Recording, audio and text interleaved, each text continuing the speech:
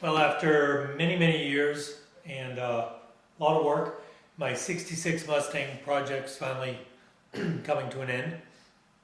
Last really big thing is my convertible top. I have the interior out of the car right now, but it's basically done.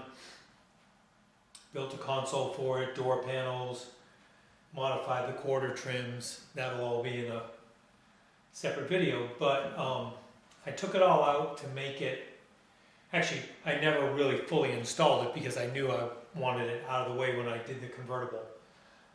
So now I'm ready to start this.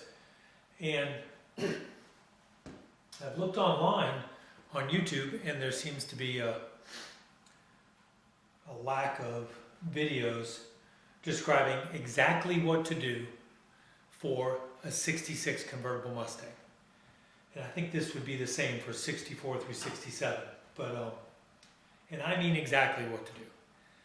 I've found videos on other cars. I found videos on this car, but they don't really tell you everything. Like they tell you a certain measurement, but they don't really say exactly where you measure from and to. And my goal is to make this video so that anybody doing this can duplicate it. The other thing is there's a sort of underlying assumption on putting a new top on a car that you have the old top. And that means a lot of times you'll hear people instruct you to take a measurement off the old top and mark it on the new top. Well, I don't have the benefit of that. I had an old top on here, it was beat to shit, but it was probably in good enough shape to get some measurements, but not knowing what I was doing, I just threw it away because it was beat to shit. And I didn't appreciate the fact that it could have had any sort of value. In addition, my top frame was pretty beat up, and I literally threw it away and bought this one, it's a used one, which was in much better shape. I media blasted this, and well, first I stripped it all down. I removed the tack strip, media blasted it, painted it, and set it in the car, and now I'm sort of ready to begin. So as I understand it, the sort of the big steps in this are to get the frame in the car and get it set perfectly. Like this is the foundation for everything that we're going to be doing. So it's very important that this is in the correct spot, that these are in the correct spot, and that they can't move. So that's one of the first things I'll be doing. Prior to that, I did a couple things to sort of prep the car that aren't mentioned in videos, but just seem to make sense to me. This is a Restomod. There's no issue with it being concourse correct or whatever. It's really a 99 Mustang Cobra engine and transmission and computer, and then early 70s 9-inch posi rear end. Mustang 2 front suspension, discs all around. It's set up to be a daily driver, and actually I've been driving it all the time without a top. Ever since I got the engine running and could get a tag on it, I've been driving it. So in fact, that has probably slowed me down on doing the top, but now it's winter and I need a top, so I'm going to do it. So one of the first things I did in prepping for it is in the back of the car, there's a gutter system. It goes all across here and down and across the other side and down. And everything we're going to install, the well liner, the rear curtain, which is the window piece of the top, and the top itself will connect back in here. Any rain that hits that top that makes it between the top and this piece of trim that goes on here is going to end up in that gutter and find its way down here, and there's two little drains on the back end of the rocker panels that that will drain out of. So I cleaned all this up. Mine was in reasonably good shape. and you'll see what I mean in a minute. But cleaned it up, and then I coated it all with Flex Seal. I got a can of, just a little quart of it, and disposable brushes. Painted all this from up here all the way through the gutter to the back side. And then I have electric windows for the rear. I removed that stuff and painted the entire inside of that. I also painted the inside of the bottom of my doors with this earlier before I put those windows in. And would have done the rest of this, but I didn't really think it through. So now, any water that does make its way through there is sitting in a rubber gutter. And, for me that's great. It'll just last longer. If you're doing a concourse correct car, you're probably cringing right now at the thought of that. But this will never be seen. It gets covered by everything else. So you'll never actually see it. Let's see, the next thing I did is I bought new rear tack strip. This is the old one. It's really beat up as they usually are. It's all rusted. Of course, this car sat out in a field for a long time and just got really beat up.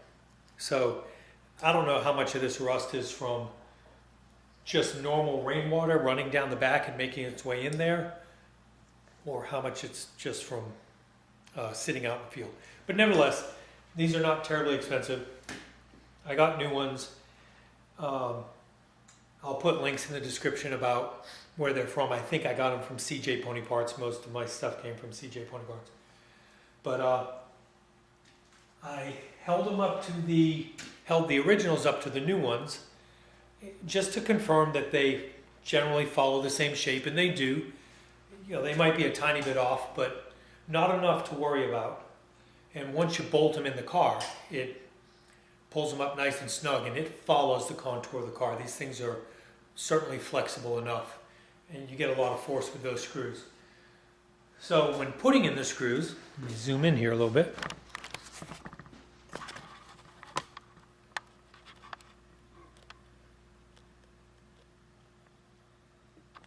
All right. So when putting in these screws, you discover pretty quickly which holes are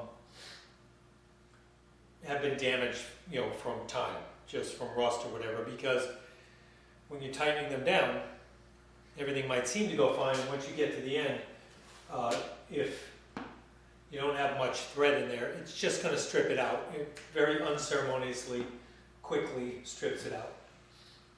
That just means I go to a different screw. I'm using all my original screws. I just cleaned them up on a wire wheel and put a little WD-40 on them. And all but two of them work. And it's the two that are on these inside corners. Let me zoom in here a little more.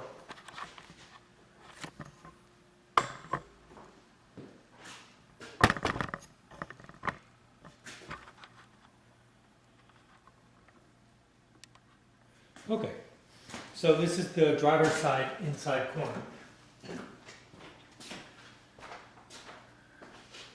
This hole right here and the same one on the opposite side have failed. Now, Ford didn't put any sort of nut or anything on this. It was just a hole drilled through the sheet metal, and the screw itself tapped its own threads. So, it's not a huge deal. I'm just going to upsize that screw and the one down there. Another thing to note is, if you're using your original screws, you'll have two different sizes. I think there are 4 of the larger size, and the rest are a shorter size. I didn't test it, but if you use the 2 shorter ones on the side, I think that they'll actually poke out on through the quarter panel. So because I think they're long, and definitely don't want to do that. So be sure to use those longer ones, certainly on the 2 corners, the holes that failed in my case, but also anywhere across the back. I'm not sure where they really go. I'm sure there's some plan for them. I just don't know what it is. So you know, if I'm wrong and somebody knows it, well, that's just the way it is. Because for me, where I'm using the screws is going to work. They're going to hold the thing on. They already do. The other thing to note, if you've never done this before, if you look across this channel or area that receives the tack strip, there's a, right here and over there, there's a dip in it. And that's because these overlap. So this actually gets installed like that. And the back side is all tight against the car because there's a dip in the back to receive this. So don't be confused when you go to set them on there and you think your middle one's too long. My initial reaction was, oh, it's probably some universal thing, I just need to cut it. So thank God I looked at it for a few minutes and figured out that yet again I would have been wrong, because I've been wrong several times like that. So that's how I prepped the back. And I test fit all this stuff on there. It just took a second to put it on. I'll pop it off, and now that I know which holes are bad, I'll get some different hardware. I may use the new hardware on every one of the holes just to have it all the same for no particular reason. No one's ever going to see it, but might be a little OCD that way. So the next thing I did, I had really just one repair on my frame, and that's right here. And this is common. There's a truss screw is what it's called, and there's a spring right above it. It's what this lever pivots on to lock the convertible top to the windshield frame, basically. And if you have a lot of play in this lever, then you need a new one of those screws. In my case, the screw is just gone. So I just got another one again from CJ Pony Parts, and it was easy as pie to fix that. And I ordered 2 new springs. I only needed 1, but I got 2 just so, well, actually I got 2 because they come as a set. So I replaced them both, and I'll keep the old one just to have it. Because I stripped out all my tack strip, I had to replace it. It's probably good to do anyway. If you've had more than 2 tops on your car, your tack strip is going to be really chewed up. So there's 1 tack strip on the underside of this, right in here. Used to be held in by a bunch of rivets all across here. When I removed the tack strip, I pried all those rivets out too. Just knowing that I wasn't going to be able to get a tack strip in with those in there. The other one is back here. And these are different tack strips. This one's thicker and or taller and a little narrower. This one's a tiny bit wider and thinner. And don't get them mixed up, because the thinner one, the channel that the thinner one sits in is thinner in there for a reason. And I suspect if you put the thinner one back here, your roof is gonna dip down when you fasten it, because this is where the top and the top of the curtain both fasten. So it's important to use the right ones. They recommend a contact cement like this HH66. I think I bought it when I bought my top material, and but I was talking to a upholstery guy, the guy that covered my center console, and he really suggested the same urethane. I'm looking around the garage for it right now. The same urethane that I used for my windshield to hold it in, and it's 3M 08690. So it's a fast cure auto glass urethane. This stuff is the shit. It's wicked strong, and I'm already glad that I used it for the tack strip, because I can tell it's absolutely bulletproof.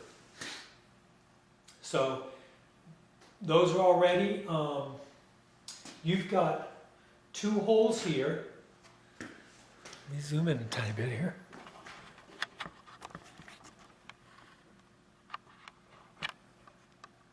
Okay. So there's 2 holes right here. It's a little welded on tab, a thickened piece of this. And the same thing on the other side, and same for the next bow back and on the other side of it. So a total of 8 holes. Those get a little screw that, let's see if I have one here. Yeah, I don't know. But it's an 8, I think a 832 screw, and whatever it is, check it with something of similar size, 832 or maybe 824, I can't remember. And oh, actually, I've got the package right here that I bought.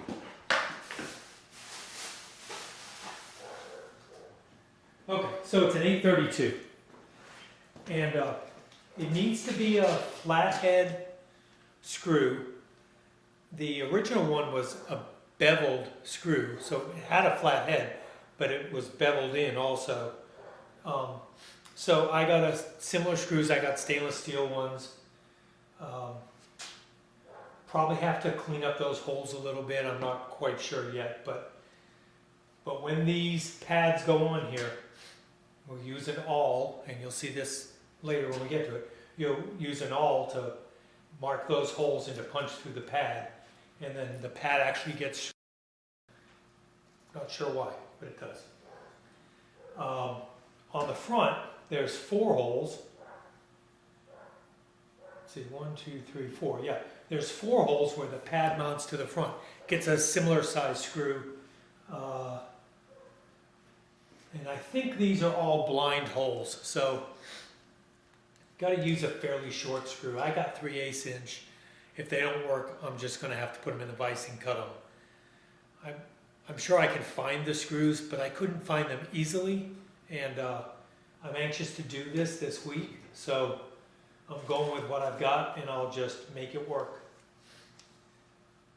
So I got all the holes prepped, cleaned up, tested them to make sure the thread was okay. The absolute worst case scenario, if there's an issue with it, I'm just going to drill through all the way.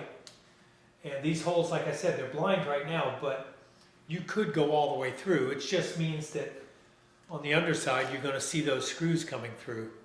So I would just probably paint them black, and I would use something that didn't come all the way through, but came very close to it. That's a pretty easy problem to deal with, but at least it would give you the ability to, if for example your holes are bad, you need to go up to a number 10 screw. That's pretty simple to drill those out, tap it for a number 10, and then you won't have to worry about the screw bottoming out or anything like that if you can't get short enough screws. So hopefully these are short enough, but we'll see. My pads on this are kind of in 2 pieces. You'll see that, but I've got the pad, and it's sewn to another piece of pad on the edge, and then in between it there's a piece of foam. So when I do mine, I'll screw it to the front and fold that thing back, screw it in here, and once it's all set perfectly, I'll close that little burrito up with contact cement, and it'll all be sealed, so my screw heads aren't touching the bottom of the top material. So the likelihood of them, even if they're a skosh tall, the likelihood of that being noticed above is pretty slim, because they'll be down in the foam, and it should be fine. Let's see, what else have I done? My top is, all of it came from Convertible Top guys. So I ordered the top. I got a plastic window. You can get a glass window for these, but it has a seam across the middle of it. And I don't know about you, but that would drive me out of my mind, seeing that in my rearview mirror. That that white seam in the middle of a clear window. So I opted for the plastic. I think it's going to be fine. I think most of the cars have plastic in them. Everything I ordered came with the top material, the pad material that goes from front to back, and then some other short pieces of pad that kind of handle the quarter part of it. So from the last bow down to the those tack strips that are mounted on the back of the trunk or front of the trunk. It came with the cables, the springs, the tensioners. I ordered the tack strip from them too. That all came with it. I think that's pretty much it. So, from what I understand, that material, the Hart's Stay Fast material, is kind of the industry standard. It's the thing to use. I think there are cheaper versions, but I don't think they're as good a quality from what I understand. I don't know shit about this. All I know is I want to do it myself, so I can say I've done it myself. Everything on this car I've done myself. All the welding, all the painting, all the body work, all the engine, everything, literally everything. So I like saying that, yeah, I did that myself. So I want that to be on the top. Actually, the only thing I didn't do myself was cover my center console and door panels with material to match my seats, because I don't have the sewing machine for it, and I just kind of gave up because I'm really anxious to get it finished. So, if you're watching this video, it means that this has a successful conclusion to it. Otherwise, I'm going to put my tail between my legs and bring it to somebody to fix my top or put another one on it. But hopefully it won't come to that, that I'll actually have success. Even if it's not absolutely perfect, I think that that's still, for me, successful, because, again, my goal is to do it myself. So I'll do that. After the top gets put on and is working, and when it's closed, it's nice and tight, and there's no wrinkles or whatever. Once it's all set, I'll adjust my windows, all three of the windows on both sides, put the weather stripping in, get all that stuff adjusted perfectly before I close up the doors and put the door panels on and things like that, while I still have access to all that. Oh, the other thing is we'll go through the well liner installation, which will be one of the first things we do, or at least part of it. And I've already discovered a couple things about that, how the well liner attaches. So I can't find any videos on how to install the well liner. So I've just had to kind of figure it out by looking at others and looking at what I bought. And I think I've got it sorted out now. So that may actually be one of the first things, either that or setting up the bows on this. And I can explain a little bit about that. So one of the videos, and I'll put a link in the description, that I saw was a guy that does custom tops. This was not on a Mustang, it was just on another car, and he's literally building the top from scratch, just with a bunch of material and whatnot. And one of the things he did that other people weren't doing in the videos, he put baling wire. He connected it at the front here and went around this bow and around this one and around the rear one. He got his measurements generally where they were supposed to be, and he put a couple rows of baling wire on there just to tie it all together. And then he went back here and he set this at the correct elevation, and he measured and cut a block of wood to put in here. He did it on both sides. And with this bow being held back by the baling wire attached to the front and the block wedged in there, and everything basically sitting perfectly, it was extremely solid. Like he could just shake it, you'll see in the video, and that's the concept of having a good foundation for the top.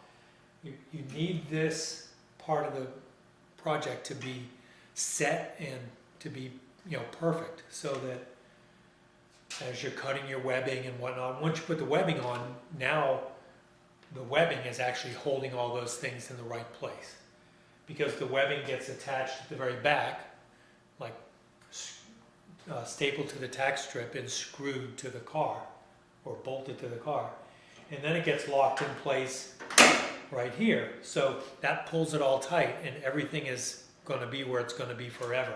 It's important that they're in the right place, and it's very important that that the measurements are all the same, and that it can't move while you're working on it. So first thing I'll probably do is that well liner, and next thing I'll do is set the bows and get the frame perfect, and then we'll just start following the directions. Oh, that's the other thing. Convertible Top guys sell a book that they've created.